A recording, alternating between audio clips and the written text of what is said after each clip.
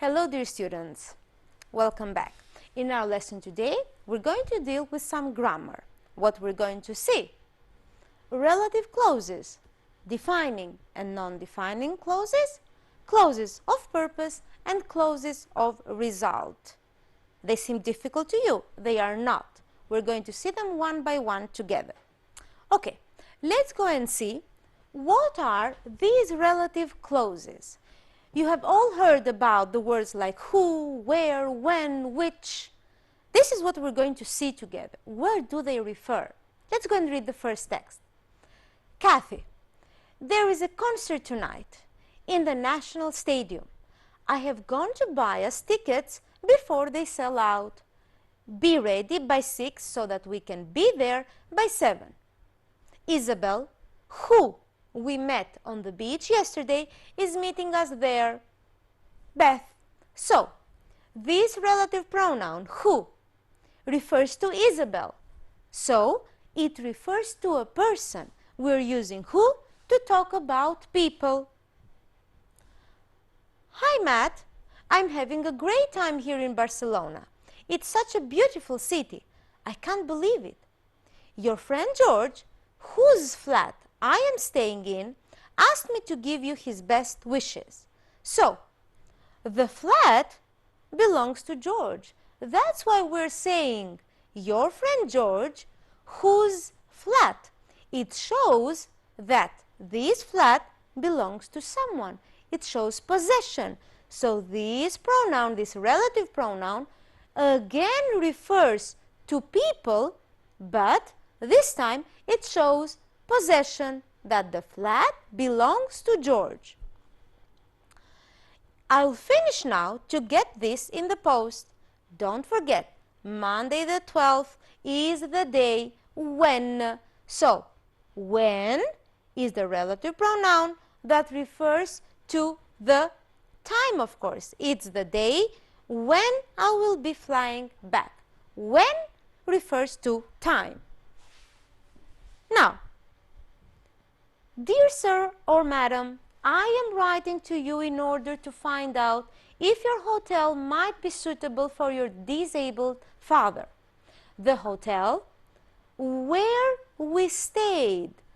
The hotel where.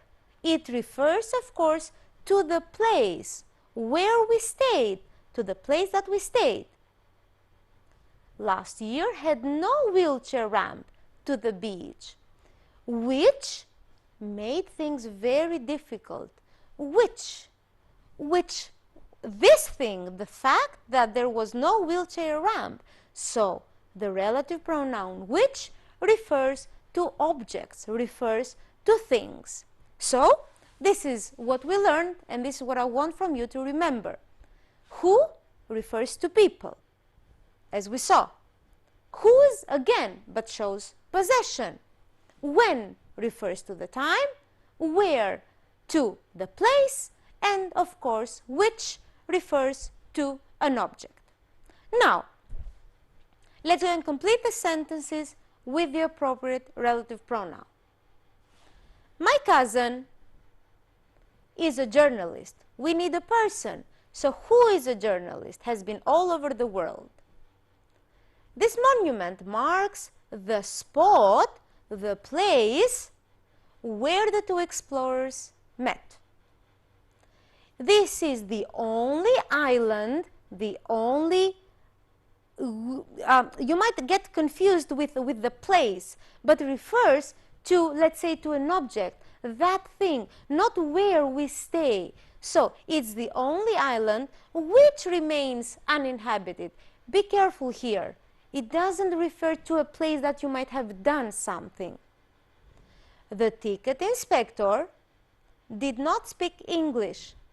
A person who did not speak English could not understand our problem. Brian, missing tent, so the tent belongs to Brian. So, whose tent Sid borrowed on a holiday was angry about the hall. Whose? Because we have the possession. Judith wanted to go to a place. What? where she could relax. So now we have the place where she could do something.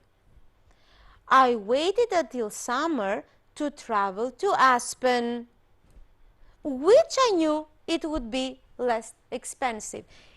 It is as if we're referring to an object, to a thing. This document, a thing again we have, which was given to me by the embassy, proves that I have lost my passport. The person, something, name. We have the possession. The name belongs to a person. So whose name the room was booked under cancelled the reservation.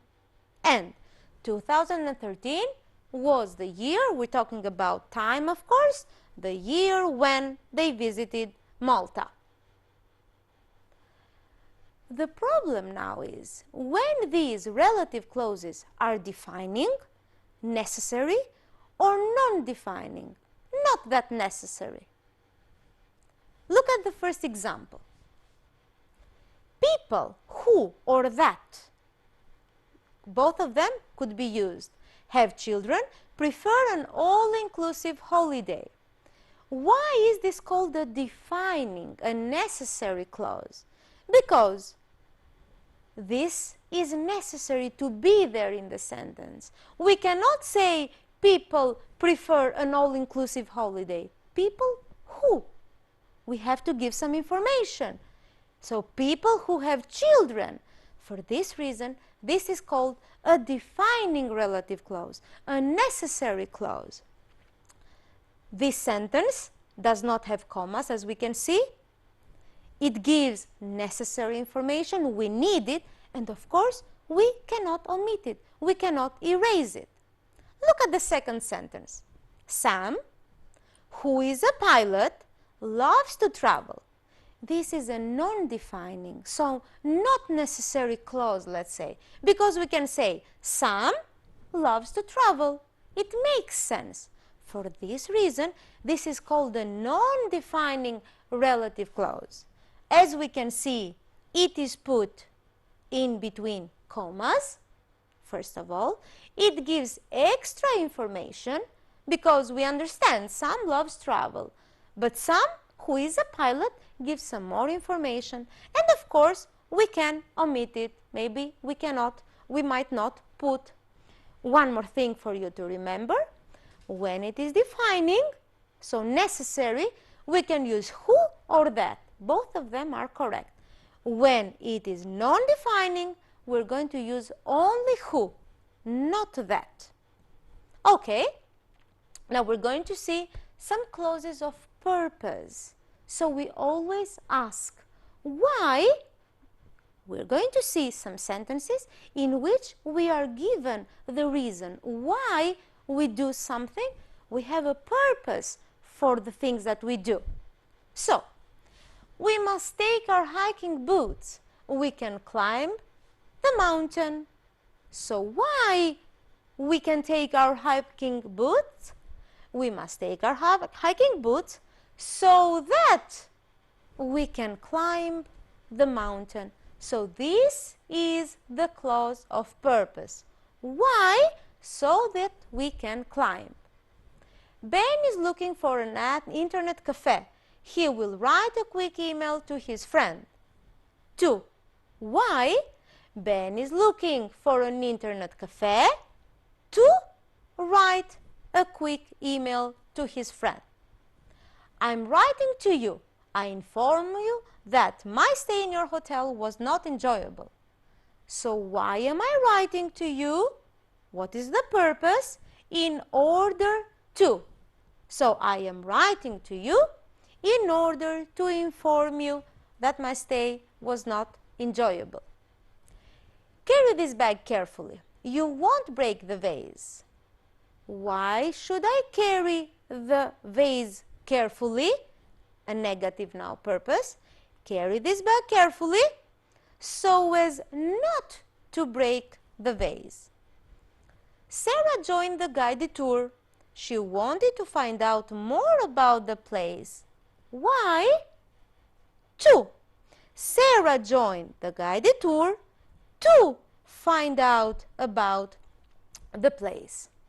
And leave the number of the hotel with me. I may need you. Why should I leave the number? Leave the number of the hotel with me in case I need you. So we saw different ways of giving the purpose, why we want to do some specific things. After doing the clauses of purpose, we're going to see the clauses of the result. So we do something and we have the result of that thing. The bus had such a lot of passengers or so much passengers that we couldn't sit down. We have passengers, countable, so we're going to say such a lot of passengers. And of course, we have got the clause of the result. The result is that we couldn't sit down. Lucy had so few time or so little time. Time is uncountable. So little time in Paris that she didn't visit the Louvre. That she didn't visit is the clause of the result. It was such a nice weather or such nice weather. Do we count weather? One weather, two weathers? No, of course. So such nice weather that we went to the beach. This is the result clause. There are such museums or so many museums in Athens that I couldn't visit them all. Museums, we count them. So many museums in Athens. We had such a good time or so much good time in Madrid.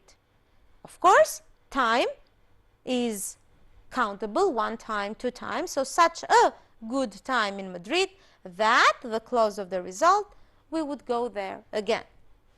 It was so cold day or such a cold day that we stayed in.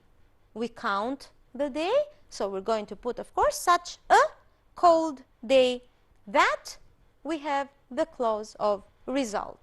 Okay, now, these were the clauses that we saw. I would like you now to use these specific words, and I would like from you to form some sentences. You can use who, whose, which, where, when, so, such, that, and so that, so that you can show all the meanings of the clauses that we saw together. I hope that now you refreshed your memory with the different clauses. I would like to thank you for paying attention. Goodbye.